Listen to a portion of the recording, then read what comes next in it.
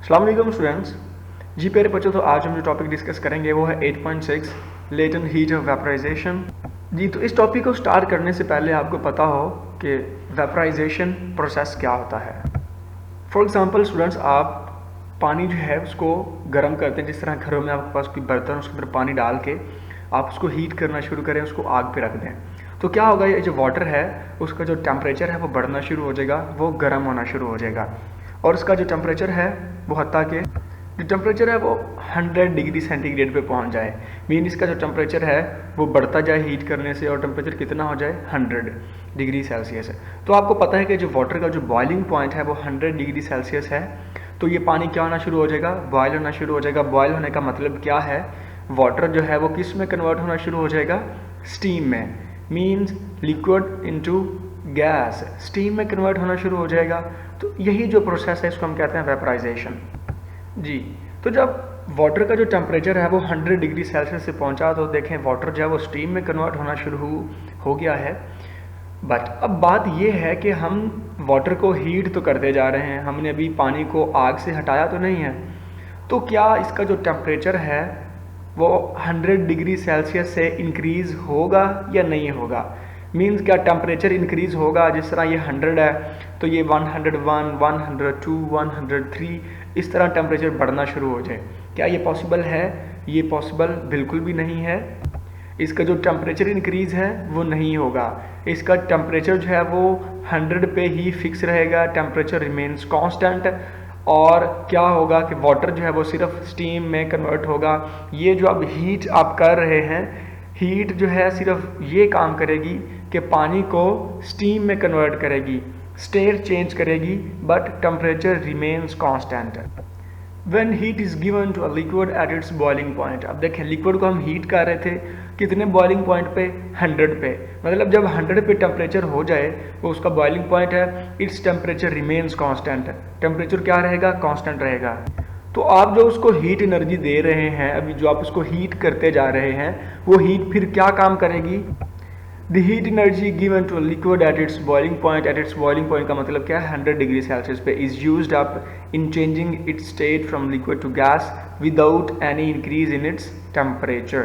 Means जो आप उसको फर्दर हीट कर रहे हैं पानी को, वो सिर्फ क्या करेगी, this heat is use to change state but without increase in its temperature. जो टेम्परेचर है वो 101, 102 नहीं होगा। सुनाओ, अब हम अपने टॉपिक की तरफ आते हैं। जो बेसिक टॉपिक क्या है, अब लेटेंट हीट ऑफ वेपराइजेशन क्या है, लेटेंट हीट ऑफ वेपराइजेशन का क्या मतलब है। जी स्टूडेंट्स, सपोज आप ये करें कि आपके पास लिक्विड है, यूनिट मास। यूनिट मास का मतलब 1 kg। लिक्विड वाटर भी हो सकता है, कुछ और लिक्विड भी हो सकता है, अल्कोहल हो सकती है, वटएवर। तो आपके पास एक लिक्विड है जितना 1 kg, 1 किलो आपके पास पानी है। आपने क्या करना है, आप उसको हीट कर रहे हैं, उसका टेम्परेचर कितना हो गया, 100 डिग्री सेल्सियस पे। लिक्विड जो है वो किस में कन्वर्ट होगी, गैस में कन्वर्ट होना शुरू हो रही है।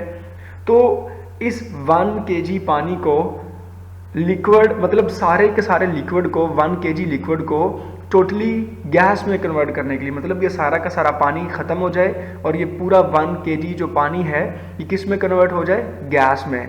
तो उसके लिए आपको जितनी हीट रिक्वायर होगी, जो आपको हीट चाहिए होगी to convert unit mass of liquid into gas at its boiling point. At its boiling point का मतलब क्या है, 100 डिग्री सेल्सियस पे, और ये उसका जो टेम्परेचर है 100 डिग्री सेल्सियस वो चेंज ना हो।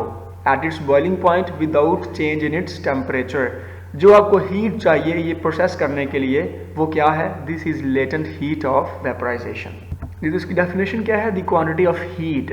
ये actually latent heat of vaporisation जो है ये हीट है जो क्या करती है, changes unit mass of liquid. Unit mass का मतलब 1 kg completely into gas at its boiling point. Boiling point का मतलब 100 डिग्री सेल्सियस पे, without any change in its temperature, कि उसका जो 100 डिग्री सेल्सियस है उसमें चेंज ना आए, वो 101, 102, 103 ना हो। So it is called latent heat of vaporisation. क्या चीज़, वो जो हीट है उसको हम कहते हैं लेटेंट हीट ऑफ वेपराइजेशन।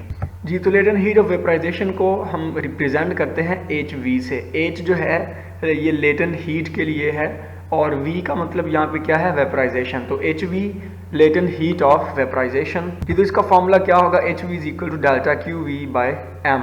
अब क्यू क्या है, ये हीट है जो आप किसको दे रहे हैं, मैस को, मैस मतलब 1 kg मैस को जो आप हीट दे रहे हैं, डेल्टा क्यू बाय एम। और ये डेल्टा क्यू आप जो है एक साइड पे कर लें, क्या बन जाएगा, M H V, delta Q V is equal to M H we.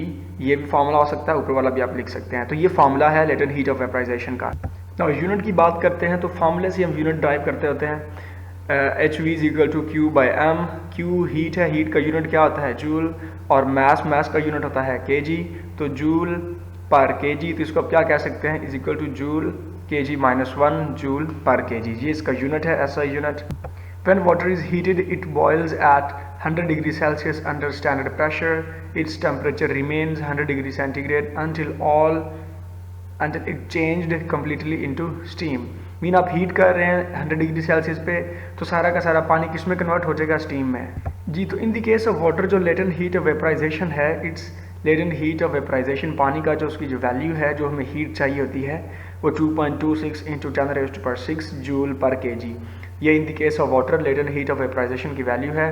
That is 1 kilogram of water requires 2.26 multiply 10⁻⁶ joule heat to change it completely into gas at its boiling point. Means कि आपको 1 kilo पानी को steam में convert करने के लिए जो heat चाहिए होती है वो 2.26 इंटू 10⁻⁶ जूल हीट चाहिए होती है। आई होप स्टूडेंट्स आप लोगों को इस टॉपिक की समझ आ गई होगी। ओके जी प्यारे बच्चों, अल्लाह हाफिज़।